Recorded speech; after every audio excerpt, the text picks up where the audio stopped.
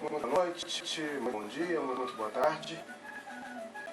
Essa música foi feita com sons de pífanos, conhecido como pif, música regionalista do Nordeste. Eu coloquei um pedacinho dela para que vocês ouvissem, para que vocês procurassem entender melhor o tema da aula hoje. Semana de Arte Moderna de 1922. Mas, agora que vocês ouviram um pedacinho, essa música, ela relembra formas de dançar dos indígenas brasileiros, o Tonga, e acaba virando um pouco de machixe. Músicas típicas, danças típicas do nosso país. Vou baixar um pouquinho para a gente iniciar a aula propriamente dito, tá? Só um minutinho. Pois muito bem, agora que vocês ouviram um pouco dessa música, talvez a gente tenha condições de trabalhar melhor com a questão da Semana de Arte Moderna em 1922. Bom, dando início à aula, apesar de ser chamado de semana, ela ocorreu apenas em 3 dias, tá? Foram nos dias 13, 15 e 18 de 1922. E durante esse período se observa que ela mexeu muito com a elite, com a burguesia paulistana. E era exatamente esse o objetivo dos artistas que participaram desse movimento, tá?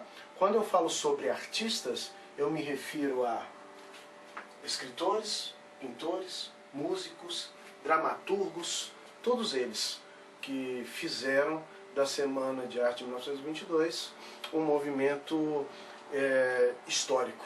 Bom, vou apresentar a vocês, ó, Mário de Andrade, Manuel Bandeira, Carlos Drummond, fotobiografias. Seria interessante a gente ver a fotografia do nosso Mário de Andrade. Mário de Andrade, ele faleceu com 52 anos de idade. E ele foi autor de obras extraordinárias, como Pauliceia Desvairada, Unaíma. E ele vai ser um dos autores intelectuais desse processo de criação da Semana de Arte Moderna de 1922. Tarsila do Amaral, tá? Ao contrário de Mário de Andrade, ela vai viver muitos anos. Ela vive até os 86 anos. Falece no ano de 1973. E vai dar um legado extraordinário, que vai ser a obra Abaporu. A Abaporu, ela hoje é avaliada em 40 mil dólares. É uma das obras mais caras feitas por um artista em todo o planeta.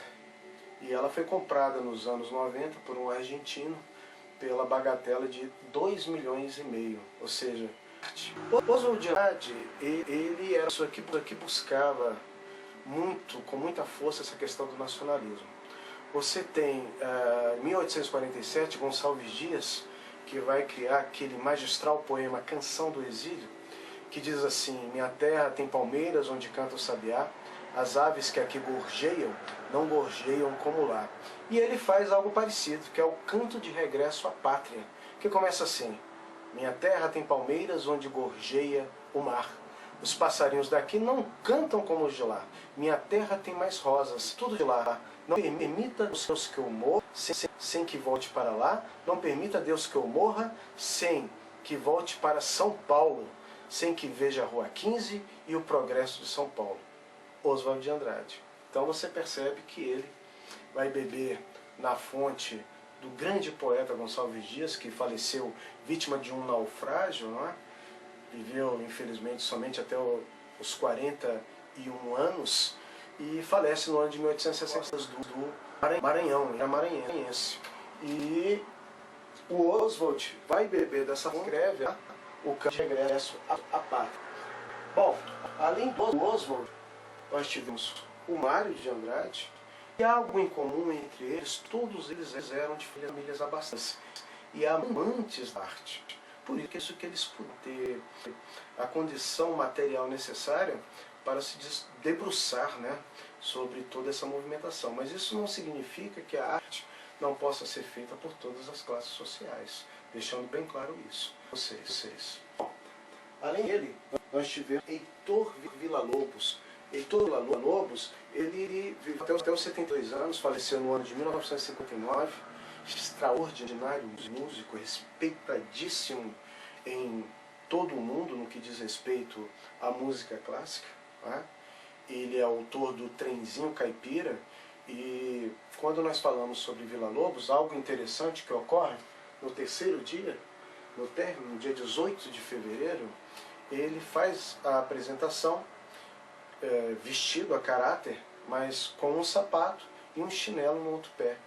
E as pessoas, a plateia começa a vaiá-lo, porque acham que ele está tentando, de certa forma, desmerecer aquele momento. Na verdade, não foi nada disso. Tempos depois ele falou que simplesmente estava com o pé machucado e não poderia colocar o sapato no outro pé. Bem interessante isso, né? O evento ele foi inaugurado palestra de um diplomata maranhense chamado Graça Aranha. Graça Aranha, curiosamente, fez parte da Academia Brasileira de Letras, mas ele, tempos depois, abriu mão. Ele foi um crítico ferrenho da Academia Brasileira, exatamente por achar que ela não estava correspondendo a essa busca nacionalista pela arte literária, tá? Bom, nós tivemos também a questão do centenário. O centenário que ocorreu, que estava ocorrendo, comemorando a independência do Brasil, tá certo?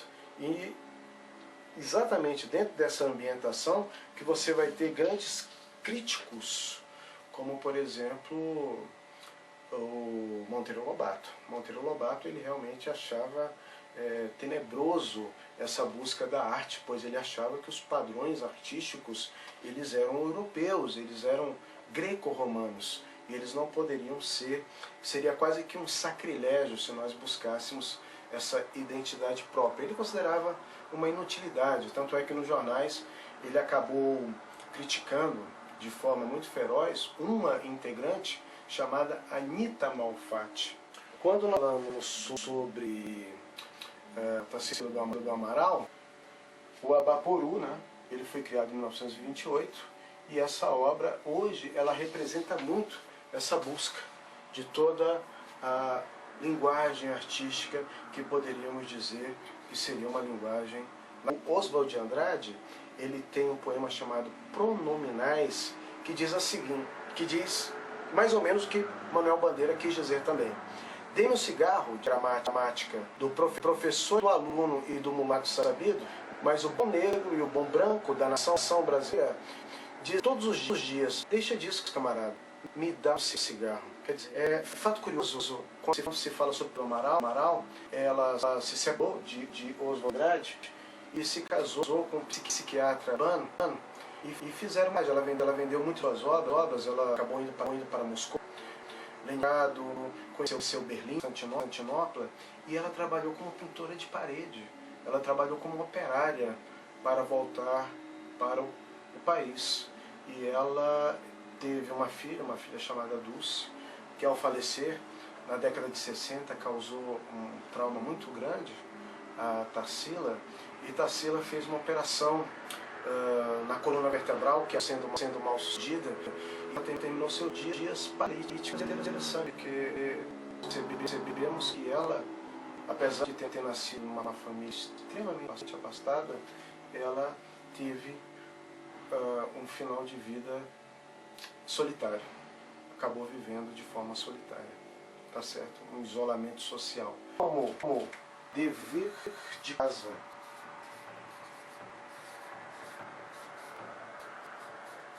Eu gostaria, meus caros e amantíssimos alunos, que vocês ficassem sabe um pouco mais sobre outros integrantes que eu não falei aqui, como por exemplo Vitor Berê e Anita Malfatti, tá?